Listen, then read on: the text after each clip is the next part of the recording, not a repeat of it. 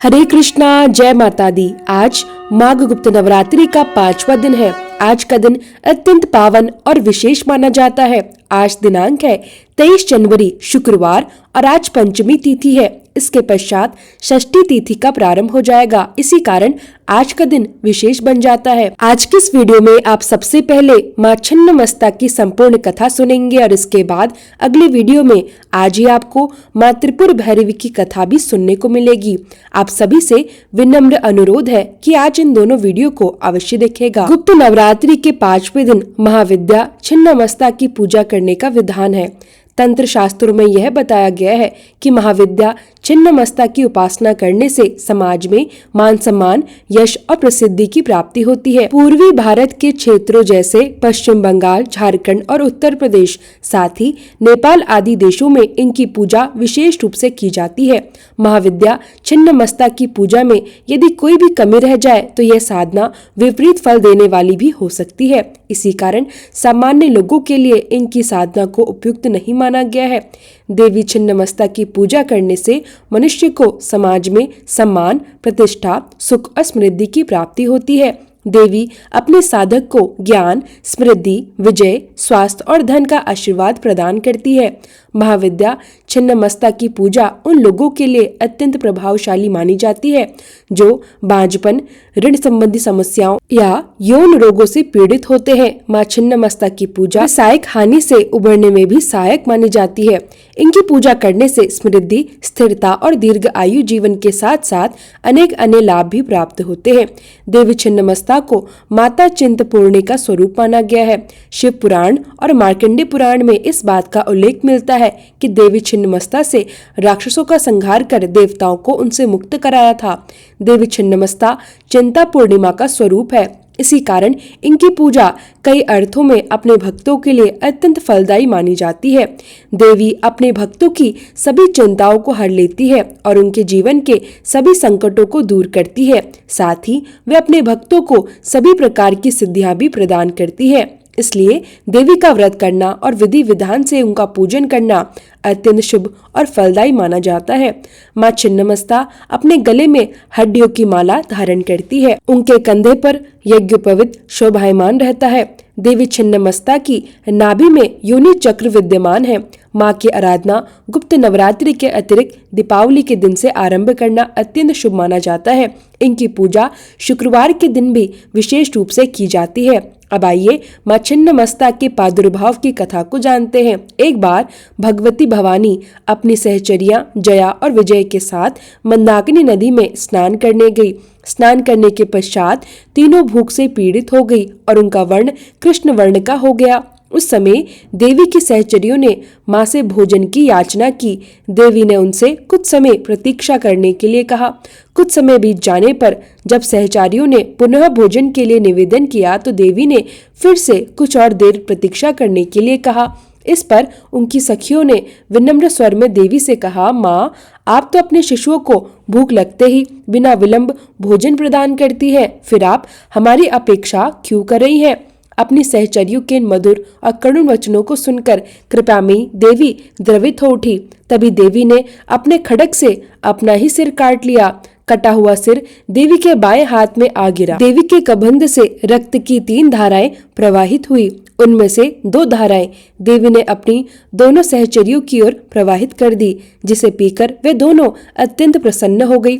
तीसरी धारा का पान देवी ने स्वयं किया। इसी कारण देवी छिन्नमस्ता के नाम से संपूर्ण संसार में प्रसिद्धि हुई। देवी छिन्नमस्ता का स्वरूप अत्यंत विभूषित और भयानक है।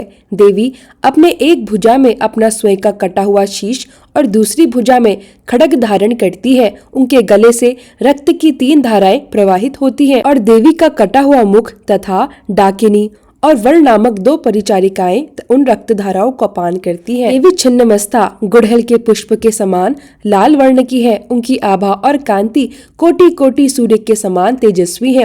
उन्हें नग्न अवस्था में अस्त व्यस्त केशों के साथ दर्शाया जाता है। देवी छिन्नमस्ता को 16 वर्ष की कन्या के रूप में चित्रित किया जाता है, जिनके हृदय के समक्ष एक नील कमल सुशोभित है। देवी मंगलसूत्र के रूप में सर्प तथा अन्य आभूषणों के साथ कटे हुए नरमुंडों की माला धारण करती है। माँ छिन्नमस्तिका की महिमा की कई कथाएं प्रचलित है। प्राचीन काल में छोटा नागपुर में रज नामक एक राजा राज्य करते थे और राजा की पत्नी का नाम रूपा था। इन्हीं दोनों के नाम से इस स्थान का नाम रजरूपा पड़ा, जो बाद में रजरप्पा कहलाया। एक कथा के अनुसार एक बार पूर्णिमा की रात्रि में शिकार की खोज में राजा दामोदर और भैरवी नदी के संगम स्थल पर पहुंचे। रात्रि विश्राम के दौरान राजा ने स्वप्न में लाल वस्त्र धारण किए तेज मुखमंडल वाली एक दिव्य कन्या को देखा। उस कन्या ने राजा से कहा, हे राजन, इस आयु में संतान न होने से तेरा जीवन सूना लग रहा है। यदि मेरी आज्ञा मानोगे तो रानी की कोख भर जाएगी। राजा की आंखें खुली तो वे इधर उधर देखने लगे। इसी बीच उनकी दृष्टि स्वप्न में दिखाई दी उसी दिव्य कन्या से जा मिली। वह कन्या जल के भीतर से राजा के सामने प्रकट हुई। उनका स्वरूप अत्यंत अलौकिक था। यह देखकर राजा भयभीत हो उठे। राजा को भयभीत देखकर वह कन्या कहने लगी, हे राजन, मैं छिन्नमस्तिका देवी हूँ।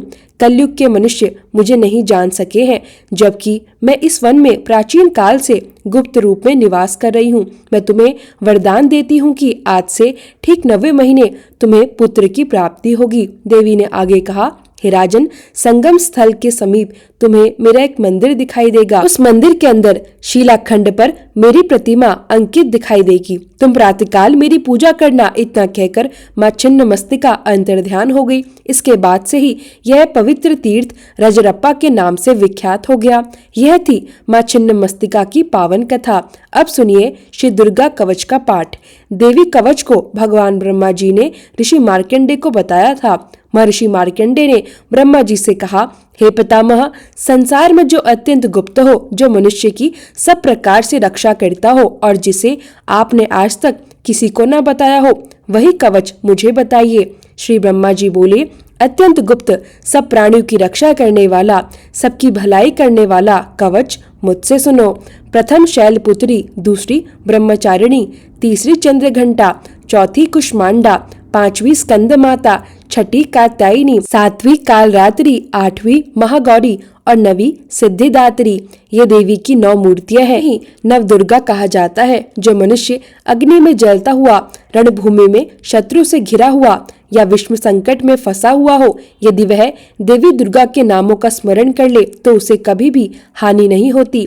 रण में उसके लिए कोई आपत्ति नहीं रहती, न उसे दुख होता है और न ही किसी प्रकार का भय। हे देवी, जिसने श्रद्धा पूर्वक तुम्हारा स्मरण किया है उसकी वृद्धि होती है, और जो तुम्हारा निरंतर चिंतन करते हैं उनकी तुम निसंदेह रक्षा करती हो। चामुंडा प्रेत पर, वाराही भैंसे पर, इंद्राणी हाथी पर और वैष्णवी गरुड़ पर अपना आसन जमाती है। माहेश्वरी बैल पर, कुमारी मोर पर और हाथ में कमल धारण किए हुए विष्णुप्रिया लक्ष्मी जी कमल के आसन पर विराजमान है। बैल पर बैठी हुई ईश्वरी देवी श्वेत रूप धारण किए हुए है और सब प्रकार के आभूषणों से विभूषित ब्राह्मी देवी हंस पर विराजमान है। इस प्रकार ये सभी देवियां समस्त योगों से युक्त अनेक प्रकार के रत्न और शस्त्र धारण किए हुए हैं।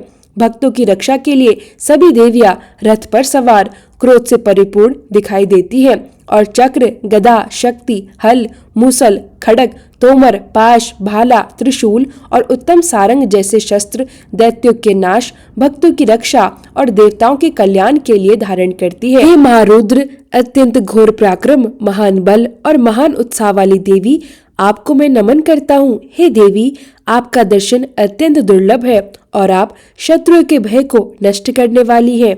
हे जगदम्बी, आप मेरी रक्षा कीजिए।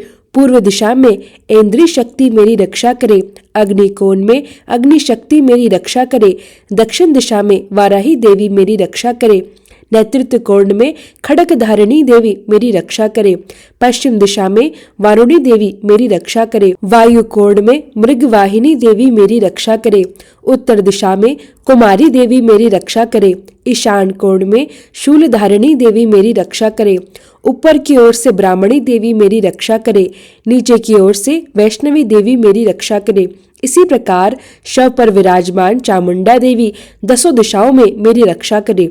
जया देवी आगे से मेरी रक्षा करे, विजया देवी पीछे से मेरी रक्षा करे, अजीता देवी बाई ओर से मेरी रक्षा करे, अपराजिता देवी दाई ओर से मेरी रक्षा करे, उधोतनी देवी मेरी शिखा की रक्षा करे, उमा देवी मेरे मस्तक पर विराजमान होकर मेरी रक्षा करे, ललाट पर माला धारण करने वाली देवी मेरी रक्षा करे, यशस्विनी देवी मेरी भोह की रक्षा करे, बोह के मध्य भाग में त्रिनेत्रा देवी रक्षा करे, नासिका में यमघंटा देवी रक्षा करे, नेत्र के मध्य में शंखनी देवी रक्षा करे, कानों की द्वारवासिनी देवी रक्षा करे, कपोलों की कालिका देवी रक्षा करे, कानों के मूल भाग की भगवती शंकरी देवी रक्षा करे, नासिका में सुगंधा देवी रक्षा करे, ऊपरी ओष्ठ की चर्चिका देवी रक्षा करे, निचले ओष्ठ की अमृत कला देवी रक्षा करे, जीभ की सरस्वती देवी रक्षा करे, दांतों की कुमारी देवी रक्षा करे, कंठ प्रदेश की